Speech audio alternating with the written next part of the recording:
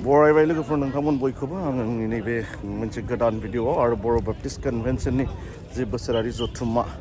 111थि बोसोरारि annual conference आङो बेयाव नोंथांमोन बयखौबो बरायबाय। दिनै जोंहा थार्ड डे थामथि सान बेनि हाबाफारि जोंहा सिङाव जाबाय थादों। आङो सिंनि नुथायखौथ' दिनै दिन्थिनो हाला नोंथांमोननो दा नैबे फुंबिलि समनिखौ बेलासे आरो मोनानिखौ आङो दिन्थिनो नाजागोन दे लोगोफोर। आङो बेयाव एसे नोंथांमोननो शेयार खालामनो नाजागोन जोंहा नैबे बाहेरनि नुथायफोरखौनो। लोगोफोर अब्ला नायलांबाय था नोंथांमोना आंजों लोगोसे फैफाबाय थादो। जोंहा नैबेयाव बर' बाप्टिस्ट कनभेन्सना देग्लाय मोनसे गोदान माबा बनायदों आरो ना मा होनना बुङो पास्टरेलफोरनि सिङाव थानाय गामिफोरखौ दिन्थिदों आरो नैबेयाव गामिनि चार्चफोरखौ दिन्थिदों। नैबेयाव जोंहा अरां पास्टरेट नैबेयाव दङ प्रथमाव गासै जोंहा 17टा पास्टरेट दङ दे। सेथियावनो अरां पास्टरेटनि चार्च न'फोर आरो ना बिल्डिं न'फोर नैबेफोरो गिर्जा न'फोर आरो बेनिफ्राय नैबेथिं बेलगुरि पास्टरेट सेकेन्डआव नैबे जाबाय बेलगुरि पास्टरेट। जोंहा बेखौ मा होनना बुङो गेटनि सिगाङाव नैबे सोनाब गालथिं गिर्जा न'आव हाबनायनि लेफ्ट साइडजों थारमाने नैबेखौ बहायदों आरो ना। जोंहा बेलगुरि पास्टरेटआव खैथा गामि दङ आरो खैथा चार्च दङ नैबेखौ दिन्थिदों आरो ना। बेनिफ्राय नैबे जाहैबाय नावहुरिया पास्टरेट नावहुरा ओमफ्राय दा नावहुरा पास्टरेटनि गिर्जा न'फोर आरो नैबेफोरो दे। बेनिफ्राय नैबे जाहैबाय बर्नगाव पास्टरेटनि बर्नगावआबो बिराद गिदिर गामि पास्टरेटआ।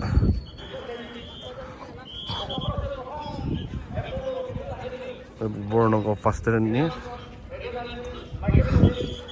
बेनिफ्राय आरो नैबे जाबाय दैफां पास्टरेट।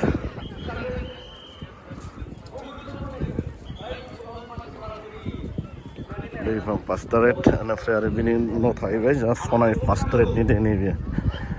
सनाय पास्टरेट। बबेबा चार्चफोरा कमप्लिट जाबाय, बबेबा आन्डार कनस्ट्राक्सनाव दङ नै बिसिना बनायबाय थादों। नैबे जाहैबाय नै गेलाव बब्लिबारि बिसिनाबो आन्डार कनस्ट्राक्सनाव दङ बनायजोबनो हायाखै। नैबेयाव थारमाने दिन्थिजोबदों आरो ना। बेनिफ्राय नैबे जाहैबाय नैबे पास्टरेटआ जाहैबाय थांनाय बोसोराव मा होनना बुङो गोदानै पास्टरेट हिसाबै बिथांमोनखौ डिक्लेयार होनाय दे जिंगा बिलो पास्टरेट। बियो थारमाने गोदान पास्टरेट आरो ना। बेयाव गासै खैथा मण्डलि दङ 1 2 3 4 5 6 7 8 9 10 11टा मण्डलिजों गोदान मोनसे पास्टरेट बनायनानै होबाय आरो बिथांमोननो जिंगालो। जोंहा सिगाङाव 10टामोन दायो 11टा पास्टरेट जाबाय आरो ना। नैबे जाहैबाय हरिसिंगा पास्टरेट बेनिफ्राय नैबे जाहैबाय पानेरि पास्टरेट बेनिफ्राय आरो जोंहा नैबेनि उनाव जाहैबाय नैबे जाहैबाय आम्बागाव पास्टरेट। नैबे आम्बागाव दे जोंनि पास्टरेट जाहैबाय बियो। जोंनि पास्टरेट बा आङो जोंनि गलमाखौ दिन्थिनो नाजानोसै दे गलमा मण्डलि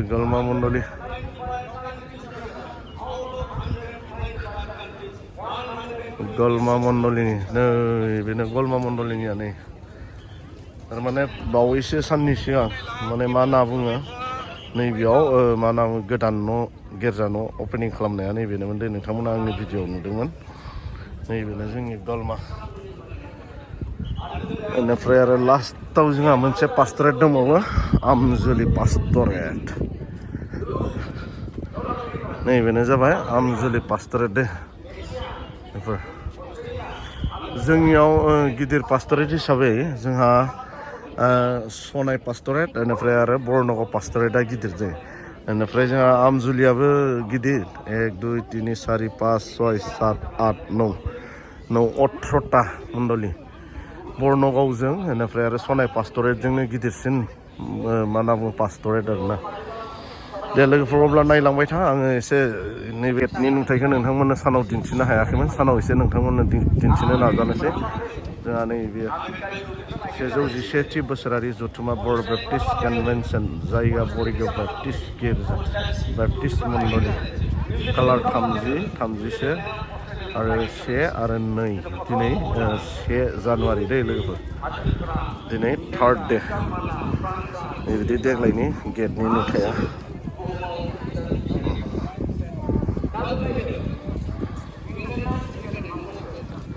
जोंहा सिङाव हाबाफारि जाबाय थादों आङो सिङाव हाबहैनाय जायाखै मानो होनना बुङोब्ला आङो गुबुन दायित्वआव थानायखाय आं सिङाव थांनो हायाखै आरोना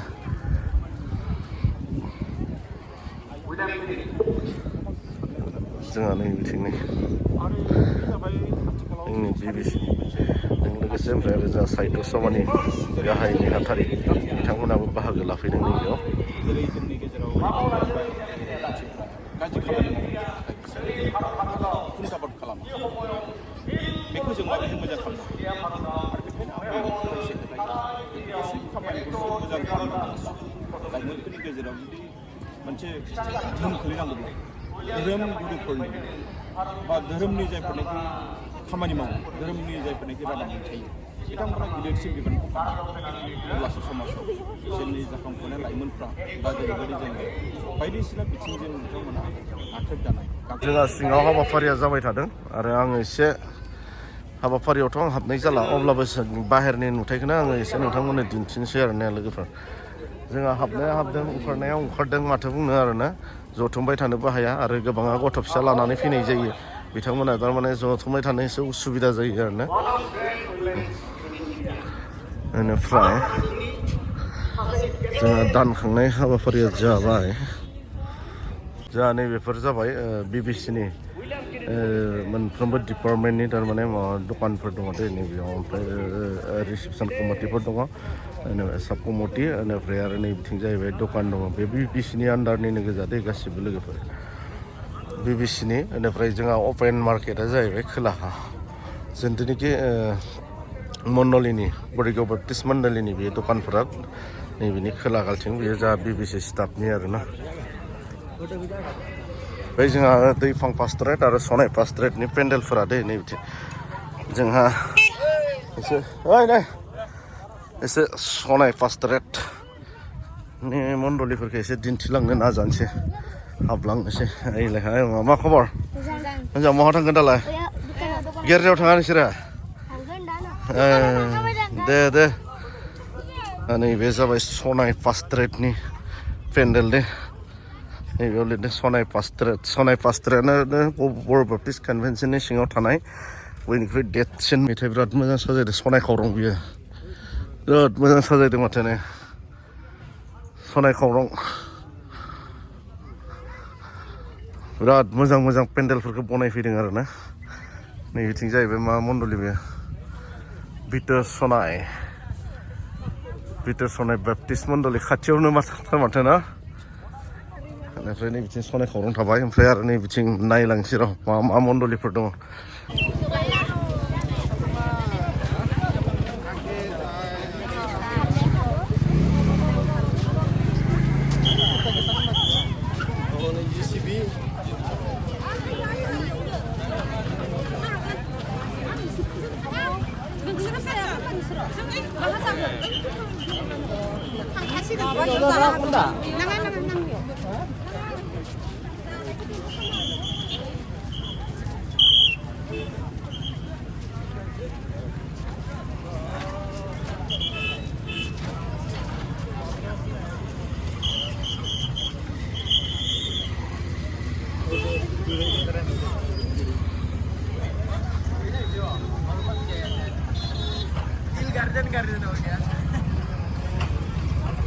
pengen aku sih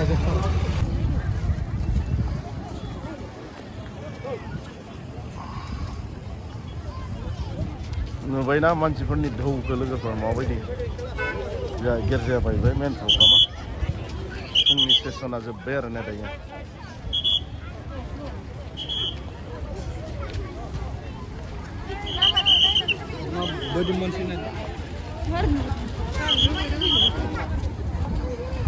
जेथिं नायबिथिं मानसिल' नुखायो आरोना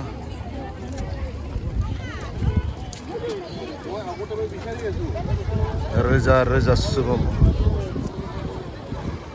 नोंथांमोना फट' गेलारियाव फट' लानायजों लोगोसे गरसे गरनै दान होलाङोब्ला जों जोबोद गोजोननाय मोनगोन नोंथांमोना जोंनि फट' गेलारिखौ मोजां मोनदोंब्ला नोंथांमोना अननानै गरसे गरनै दान होलाङोब्ला जों जोबोद गोजोननाय मोनगोन फट' गेलारिनि सिगाङाव दान बक्स मोननै दङ बेयाव नोंथांमोना दान होनो हागोन बेसेबांसो जागोन दा बेखौथ' आइडिया मोनला 50,000 जागोन दां नंगौ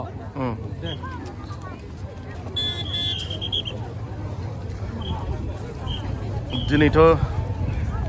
जेसांखिनि जादों आरो गाबोननो बांसिन जागोन आरो बेनिफ्राय गाबोन लास्ट ना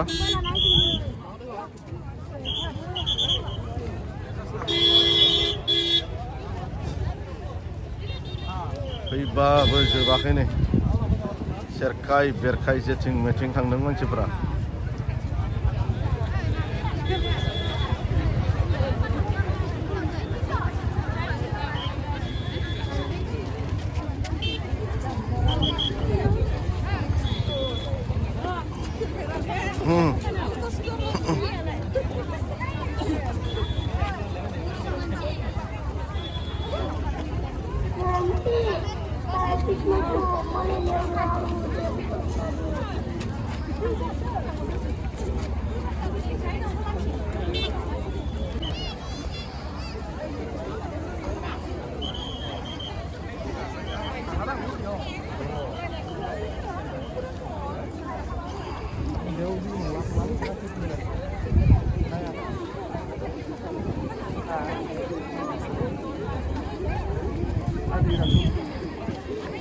जोंनि बर' बेप्टिस्ट कन्भेन्सननि दिनै थामथि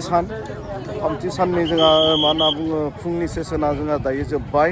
आरो मानसिनि नुथायखौ नुदों दा नोंथांमोना माबायदि जादों गोबां मानसिफ्रा नैबे बर' बेप्टिस्ट कन्भेन्सननि जि एनुवेल जथुमा 111थि बोसोरारि जथुमा नैबेयाव फैनानै इसोरनि गेदेर आशीर्बादखौ लानो गोबां मण्डलिफोरनिफ्राय इसोरनि फिसाफोरा फैनानै बेयाव बाहागो लाफैदों आरो इसोरनि गेदेर आशीर्बादखौ बिथांमोना लादों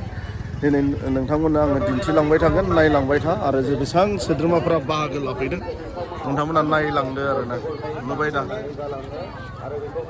गोबां सुबुंनि बाना बेयाव नायदो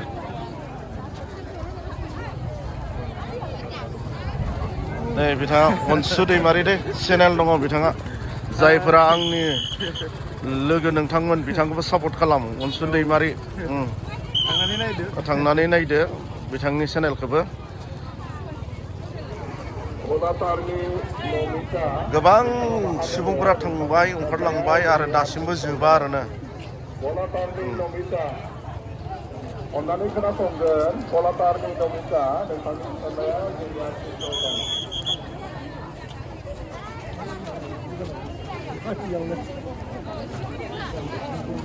जेथिंबो मानसि रोहै बोहै जों लाख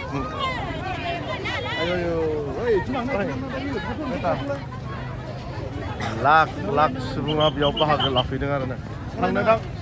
मोजां थांदे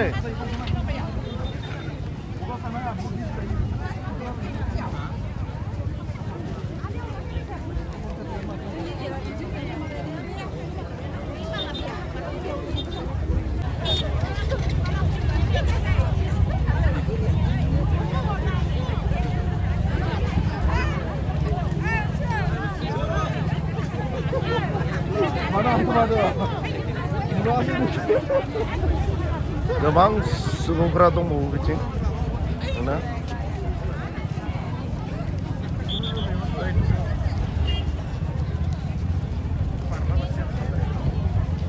कनफारेन्सआव हाग्रामा फैनायमोन नै मा होनना बुङो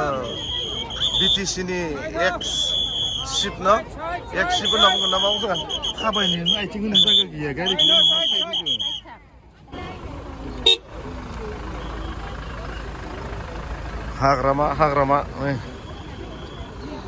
हाग्रामा बाहागो लाफैदोंमोन बहाथ' दं बेयावनो हाग्रामाया ओइलाय बे गारियावनो दं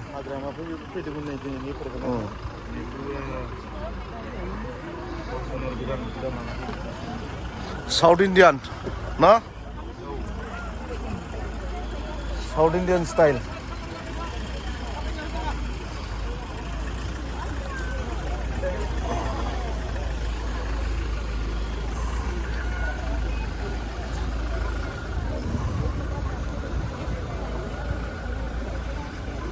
नैबे जा आम्बागाव पास्ट्रेट दे आम्बागाव पास्ट्रेटनि सिङावनो जोंनि गलमा मण्डलियाबो दङ आरो दे नै गलमा मण्डलिया खै नम्बराव दङ 5 नम्बर हाबजेननायनिफ्राय लेफ्ट साइडथिं 5 नम्बराव आरो जोंनिया दे एसे आम्बागाव पास्ट्रेटनि मण्डलिफोरखौ एसे दिन्थिलांनोसै माबायदि साजायदों नै बे जाहैबाय जग्रा बेप्टिस्ट चार्चनिलै बे बिराद मोजां साजायदों नै बिथांमोना नै जग्रा बेप्टिस्ट चार्च बेनिफ्राय आरो नै बिथिं आम्बागाव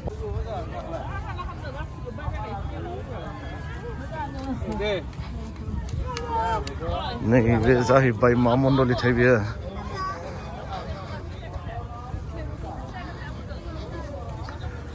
नैबे नाजारेथनि नैबे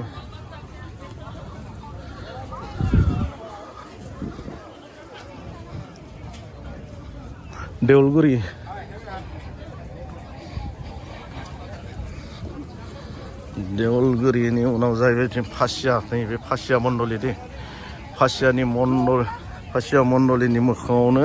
गलमा बेप्टिस्ट मण्डलि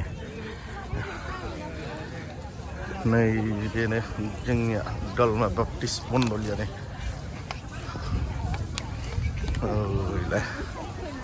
एसे सिङाव हाबलांनोसै गलमा बेप्टिस्ट मण्डलिखौ एसे दिन्थिनो नाजानोसै लोगोफोर नैबे जाहैबाय जिरायसालि गलमा बेप्टिस्ट मण्डलिनि